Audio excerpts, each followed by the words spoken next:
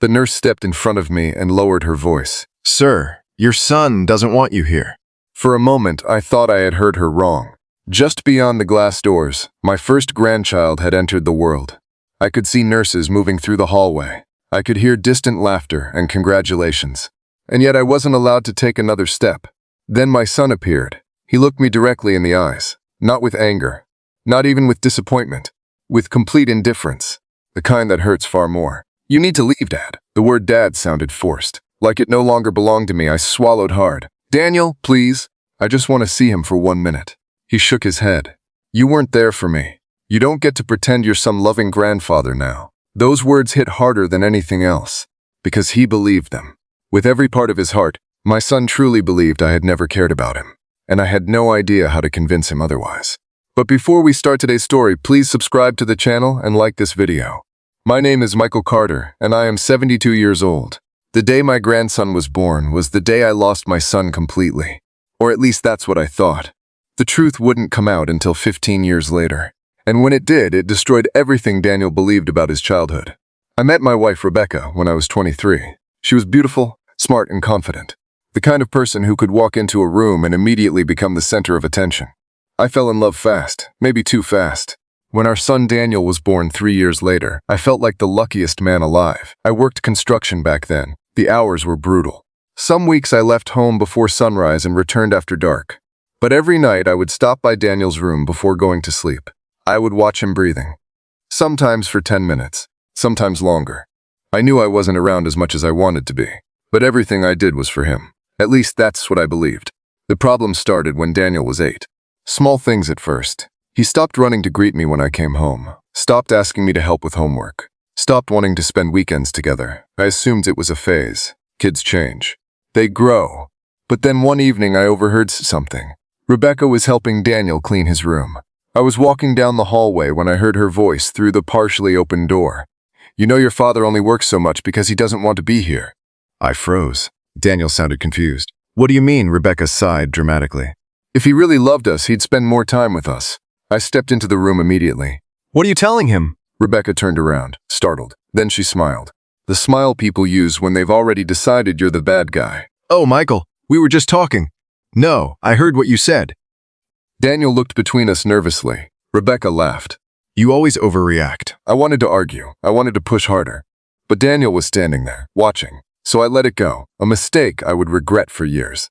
As Daniel got older, things became worse. Every achievement in his life somehow happened despite me. Every disappointment became my fault. If I worked overtime, I was abandoning the family.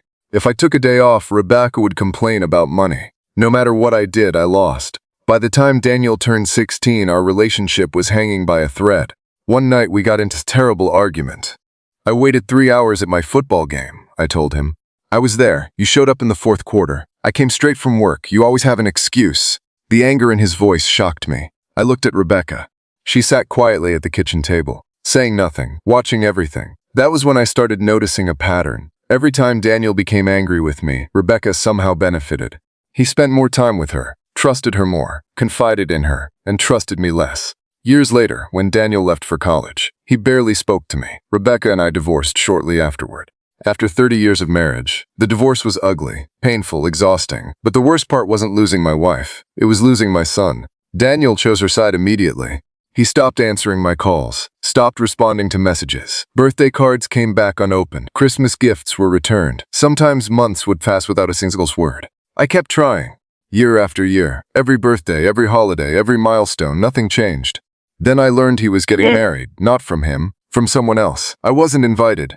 That hurt more than I can describe. But I still sent a gift, a handwritten letter, and my congratulations. I never received a reply. Then came the hospital, the birth of my grandson, the final rejection. After Daniel forced me to leave, I sat alone in my car for nearly 2 hours.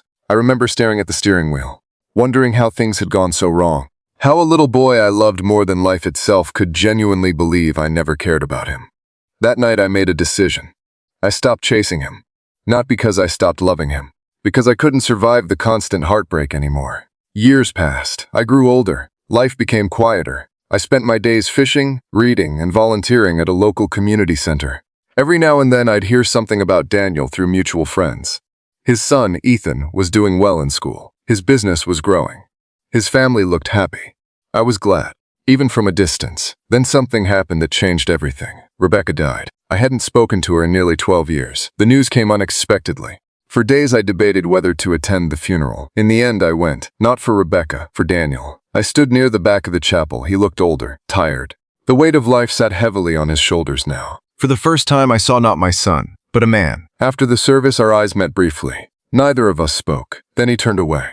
I thought that would be the end of it. I was wrong. 3 weeks later, my phone rang. I almost didn't answer because I didn't recognize the number. But I did. And the voice on the other end nearly stopped my heart. Dad? It was Daniel. The first time I had heard him call me that in 15 years. My hands started shaking. Daniel? His voice sounded strange, uneasy, confused, almost frightened. I found something. What do you mean? There was a long silence. Then he spoke again. Mom left boxes in the attic. I frowned. Okay, I was sorting through them. Another pause, a longer one. When he finally continued, his voice cracked. Dad?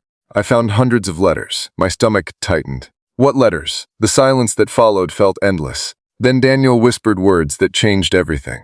Letters you wrote to me. I gripped the phone so hard my knuckles turned white. Because I knew exactly which letters he meant. The letters I had mailed for over 20 years. The letters he had never answered. The letters I thought he had read and ignored. Then Daniel said something that sent a chill down my spine. Dad, every single envelope was still sealed. And in that moment, I realized someone had made sure my son never saw a single one of them. Someone had spent decades hiding the truth. And Daniel had just begun opening the first letter.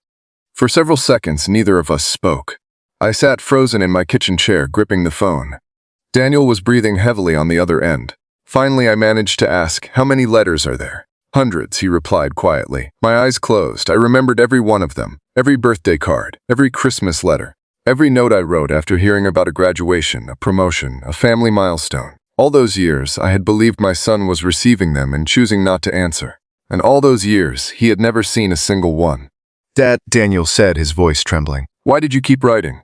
The question broke my heart. Because I never stopped being your father. The line went silent. Then I heard something I hadn't heard from him since he was a child. He was crying. Not loudly. Not dramatically. Just quiet, painful tears. I thought you gave up on me. I swallowed hard. I thought you gave up on me too. For the next hour we talked, really talked, for the first time in decades.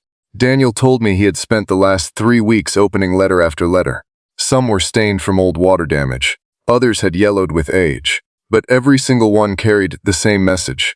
I loved him. I missed him. I was proud of him. I never stopped believing we could find our way back to each other.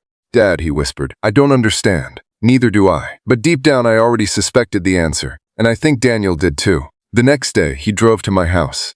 When I opened the door, I barely recognized him. Not because he looked different. Because the wall between us was gone. For 15 years, every conversation had been filled with anger. Now there was only confusion and pain. He carried a large cardboard box, the one containing my letters. He set it on the dining table, then pulled out a stack of envelopes. My handwriting covered everyone. Some dated back more than 20 years. Daniel sat down slowly. I read about 70 of them. And he looked at me. His eyes were red. You weren't the man Mom described. I didn't know what to say. Because hearing those words felt both wonderful and devastating. Wonderful because my son finally saw the truth. Devastating because it had taken decades. Daniel opened another envelope. Inside was a letter I had written after his college graduation. A graduation I wasn't invited to attend. My voice shook as I read it aloud. I know you're probably angry with me, but I hope today was one of the happiest days of your life. No matter what happens between us, I will always be proud to call you my son. Daniel stared at the table, then he covered his face. I never knew. No, I said quietly. You didn't. Over the next few weeks, we met regularly. The more we talked, the more disturbing the truth became. Daniel began sharing memories from childhood. Memories that suddenly looked very different. Whenever I missed an event because of work, Rebecca had told him I simply didn't care. Whenever I bought him gifts, she often claimed she had purchased them herself. When I tried calling after the divorce, she apparently told him I only called because I felt guilty. Every memory had been carefully shaped, slowly, patiently, year after year. Not enough to make him hate me overnight, just enough to make him doubt me, then distrust me, then reject me. One evening, Daniel showed me something he had found among Rebecca's belongings, a small leather journal. At first glance it looked harmless, just notes and reminders. But halfway through everything changed. Inside were entries spanning years, some ordinary, some deeply unsettling. One entry stopped both of us cold. Daniel read it aloud. Michael always gets too much attention from Daniel. I need my son to understand who is truly there for him. The room went silent. Then another, and another. Each one painted the same picture. Rebecca had been jealous of our relationship. Not in a romantic way, but in a possessive one. She wanted to be the center of Daniel's world. And over time, she had manipulated his perception of me to make that happen. Neither of us wanted to believe it. Yet the evidence was right there. Page after page. Year after year. The realization devastated Daniel. Everything he thought he knew about his childhood suddenly felt uncertain. Every memory had to be questioned. Every assumption re-examined. One afternoon, he asked me a question that nearly broke my heart. "Dad, did you ever think about stopping?" "Stopping what?" "Trying." I looked at him. "No, even after I rejected you. No, even after I threw you out of the hospital. That memory still hurt." But my answer never changed. "No." He lowered his head. "Why?" I smiled sadly. "Because being a parent isn't a contract. It isn't something you cancel when your child hurts you." Tears filled his eyes. For a long moment, neither of us spoke. Then he stood up and hugged me. The first hug in over 15 years. I can't fully describe what that moment felt like. It was grief, relief, joy, pain, all at once. Because while I had my son back, I could never recover the years we lost. No one could.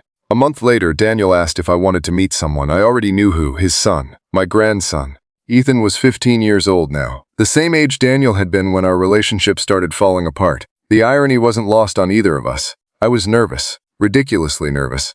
When we arrived at the park, Ethan was sitting on a bench scrolling through his phone. Daniel walked over first, then motioned me forward. "Ethan, this is Grandpa Michael." The boy looked up.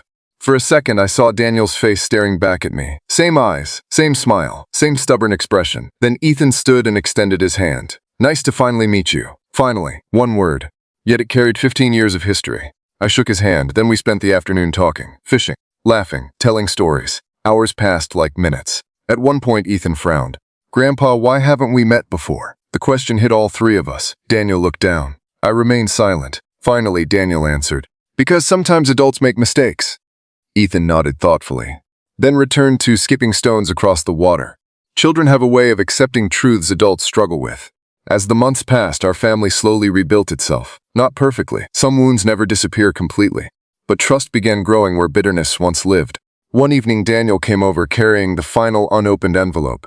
The very last letter from the box. The newest one. The one I had written shortly after being thrown out of the hospital. He handed it to me. "I want you to read it." My hands trembled as I opened it. Inside, I found words I barely remembered writing. Words from a man whose heart had been shattered. Yet even then, the letter ended the same way every other letter had ended. No anger, no blame, just love. When I finished reading, Daniel wiped tears from his eyes. Then he smiled. "You know something? "What?" You were there for me my whole life." I looked at him quietly. "No, not physically." He shook his head. "That wasn't your choice." For years, I had dreamed about hearing those words. Yet when they finally came, they felt less like victory and more like peace. The kind of peace that arrives after carrying a burden for far too long. Today, Ethan is grown. Daniel and I speak every week. Sometimes every day. We can't reclaim the years that were stolen from us. But we've learned something more important. We don't have to remain prisoners of them. If this story taught me anything, it's that the truth has a remarkable way of surviving. Lies can last for years, sometimes even decades. They can divide families, destroy relationships, and hide behind memories that feel completely real. But eventually, the truth leaves clues. And when it finally comes to light, it can change everything. So if there's someone you love, don't assume you know the whole story. Don't let pride replace conversation.